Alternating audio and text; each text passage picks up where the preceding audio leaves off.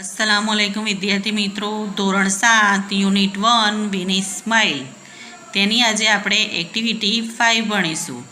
Activity 5માં story છે, એટલે કે વાર્તા છે. હવે આ વાર્તામાં તેજસ્વીની નામની એક છોકરી છે જેનો જન્મદિવસ છે અને તે તેના જન્મદિવસ ઉપર મળેલી ગિફ્ટ વિશેની વાત કરી રહી છે. તો ચાલો આપણે એના જન્મદિવસે મળેલી ગિફ્ટ વિશે વધુ જાણીએ. સ્ટોરીનું નામ છે smile in the mirror part 1. તેનું પાર્ટ 1 છે આ, કે સ્માઇલ ઇન ધ મિરર એટલે કે મિરર મીન્સ અરીસો અને સ્માઇલ એટલે સ્મિત, તો અરીસામાં જોઈને સ્મિત. It was 11th April 2011. 11 April 2011 હતી. It was Tejaswini's 12th birthday. તે તેજસ્વીનીનો 12મો જન્મદિવસ હતો. Her father gifted her a beautiful bicycle. Her father તેણીના પિતાએ તેને એક સુંદર સાયકલ ભેટ આપી. સામાન્ય રીતે આપણા ત્યાં પણ બાળકોનો બર્થડે હોય છે એટલે માતા પિતા કંઈ ને કંઈ ગિફ્ટ આપતા જ હોય છે. અહીંયા પણ તેજસ્વીનીને તેના પિતાએ એક સુંદર સાયકલ ભેટમાં આપી. It was a unique bike. Unique means અજોડ, અદ્વિતીય, એટલે કે બધાથી અલગ. તો તે સાયકલ કેવી હતી? અજોડ હતી, અદ્વિતીય હતી, બધાથી અલગ હતી. હવે આપણે જોઈએ, નીચે બતાવ્યું છે કે સાયકલ કેવી હતી. તો બ્લુ ઇન કલર એટલે વાદળી રંગની હતી. અ સોફ્ટ સીટ એટલે કે પોચી સીટ હતી તેની. અ લિટલ બેલ એક નાની ઘંટડી હતી. And a rare view mirror. Rare એટલે પાછળનું અને વ્યૂ એટલે જોઈ શકાય, અને મિરર એટલે અરીસો, પાછળનો દ્રશ્ય જોઈ શકાય તેવો અરીસો હતો. વેન તેજસ્વીની શો હર બાયસિકલ. જ્યારે તેજસ્વીનીએ તેની સાયકલ જોઈ. હી સેડ તે બોલી વાવ. જ્યારે આપણે કોઈ વસ્તુ જોઈએ છીએ ને આપણને તે બહુ ગમે છે તો આપણે શું કહીએ છીએ? વાવ. તેજસ્વીનીને પણ તેની સાયકલ ખૂબ ગમી એટલે એને જોઈને શું કીધું? વાવ. હી ફેલ્ટ પ્રાઉડ. તેને ગર્વની લાગણી થઈ. સુંદર સાયકલ જોઈને એને પોતાના ઉપર પ્રાઉડ ફીલ થઈ, ગર્વ થયું પોતાના ઉપર.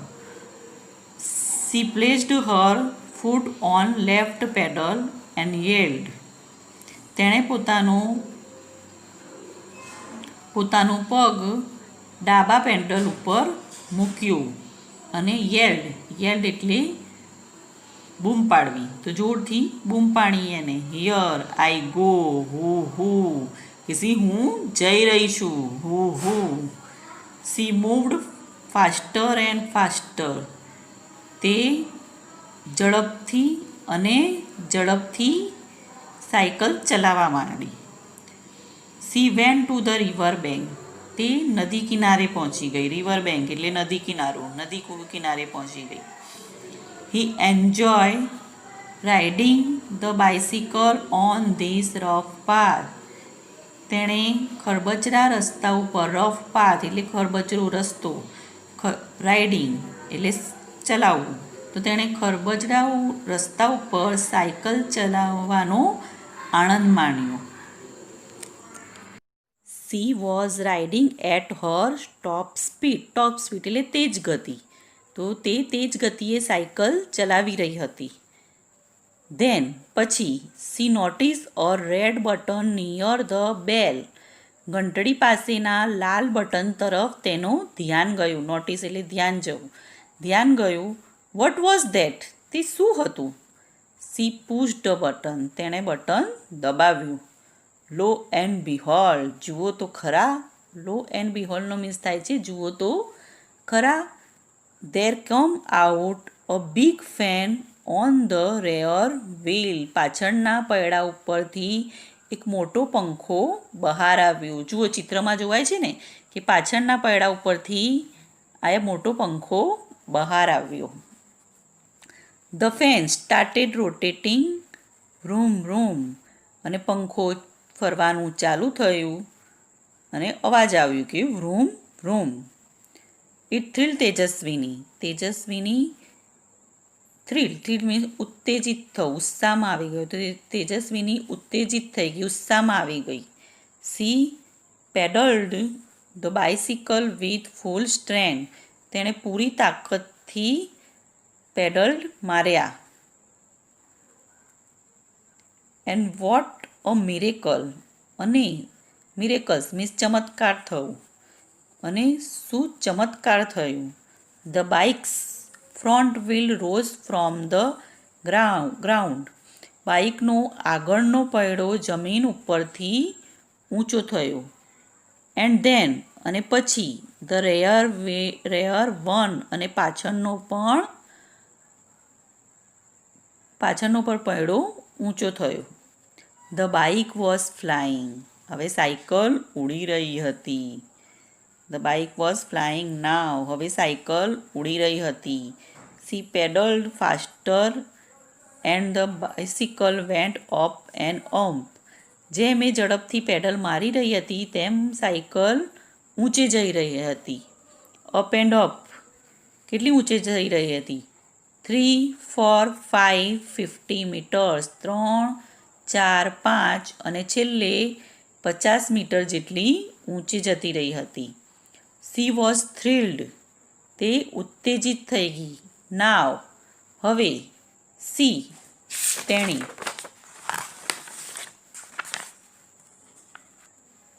Was flying over the river. હવે તે નદીની ઉપર ઉડી રહી હતી. She look down. તેણે નીચે જોયું. Oh is that a kite in the river. મેં કીધું ઓ શું નદીની અંદર પતંગ છે? It was a boat. તે શું હતું? તે હોડી હતી. She turn the handle towards her village. તેણે સાયકલનો હેન્ડલ વિલેજ એટલે તેના ગામ તરફ ફરાવ્યું. સી સો હર સ્કૂલ. તેણે પોતાની શાળા જોઈ. ઓ નો અરે ના. There are so many leaves of tree on the roof. એટલે કે શાળાના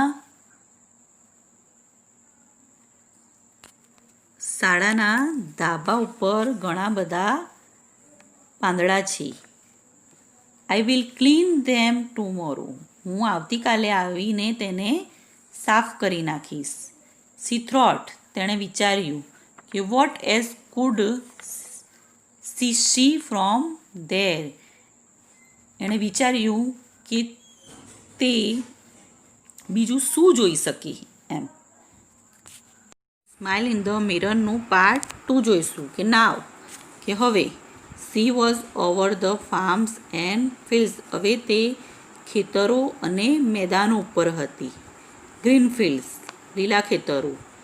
she was enjoying the beautiful view. તે સુંદર દ્રશ્યનું આનંદ લઈ રહી હતી. એન્ડ અને ધેન પછી C notice a flock of bird on her way. પછી તેનું ધ્યાન તેના રસ્તામાં આવતા ફ્લોક ઓફ બર્ડ પક્ષીઓના ટોળા ઉપર ગયું. ફ્લોક ઓફ બર્ડ એટલે પક્ષીઓનું ટોળું, પક્ષીઓના ટોળા ઉપર ગયું. She applied the brakes. તેણે બ્રેક માર્યું, સાયકલને બ્રેક માર્યું. The fan stop and the bike started coming down. પછી પંખો બંધ થઈ ગયો. સ્ટોપ એટલે બંધ થઈ ગયો. અને સાયકલ એન્ડ ધ બાઇક અને cycle started coming down. Cycle નીચે આવવા માંડી. Tejaswini closed her eyes and held the handle tightly. તેજસ્વીનીએ પોતાની આંખો બંધ કરી દીધી અને સાયકલના હેન્ડલને એકદમ મજબૂતાઈથી પકડી રાખ્યો. But within second. પણ થોડીક જ સેકન્ડમાં ધડામ ધડામ દઈને અવાજ થયો. C cried out. તે રડવા માંડી અને રડતા રડતા શું બોલી? ઓ માં. આપણે પણ પડી જઈએ છીએ તો કહીએ છીએ ને ઓ માં. તો તેજસ્વીની પણ ધડામ દઈને પડી અને રડવા લાગી અને બોલી ઓ માં. C open her eyes. અને તેણે તેની આંખો ખોલી. ઓ માય ગોડ, હે ઈશ્વર, હે અલ્લાહ. ઇટ વોઝ અ ડ્રીમ, તે સપનું હતું. શી ગોટ અપ, તે ઉઠી. Wash Har face and look in to the mirror, તે ઉઠી અને તેણે પોતાનો ચહેરો ધોયો અને લુક ઇન ધ મિરર, અને અરીસામાં જોયું. અરીસામાં જોઈને શું કીધું? ઇટ વોઝ અ ડ્રીમ, તે સપનું હતું. It was a dream this time, આ સમયે તે સપનું હતું.